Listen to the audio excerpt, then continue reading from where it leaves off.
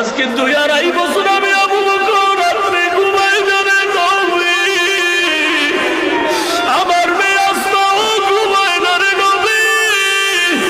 ওরে নবী একটু খুঁটির গোড়ায় তাকায় দেখেন, ওই খুঁটির গোড়ায় আমরা মদিনায় যাওয়ার জন্য একটা উট কিনেছি, ওই উটও ঘুমায় না। আপনার আসার পথের দিকে তাকায় তাকে আর চোখ বেয়ে পানি পড়ে। মায়ার নবী হাউ হাউ করে কাঁদে পানি। আজ আবার দুঃখের রাত, কষ্টের রাত। আবু বকরের এই ত্যাগের বিনিময়ে দেওয়ার আবার কিছু নাই। তবে আমি আজ একটু দোয়া করি, আল্লাহ এই আবু বকরের সফর শুরু হলো, মদিনা পর্যন্ত সফর শেষ না। ও আল্লাহ তুমি কবুল করে নাও, আবু বকরের সফর শেষ হবে জান্নাতের মেহমানখানা।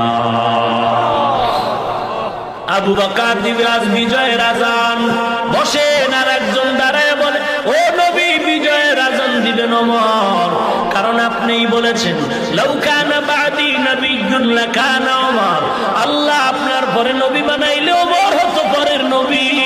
কোরআনের মধ্যে ওমরের পক্ষে 3টা আয়াত আল্লাহ নাজিল করেছে। ওরে নবী আজ ওমর দিবে, আপনিও বসেন। আর একজন দাঁড়ায় বলে, নবী আজকের বিজয়ের আজান দিবেন উসমান, কারণ আপনি নবী বলেছেন লিকুল্লি নবিয়্যিন রাফিকুন ওয়া রাফিকি ইয়ানি ফিল জান্নাতি উসমান। সকল নবীর জান্নাতে এক বন্ধু হবে, আপনার বন্ধু হবে জান্নাতে উসমান। উসমান দিবে আজান আর কেউ না।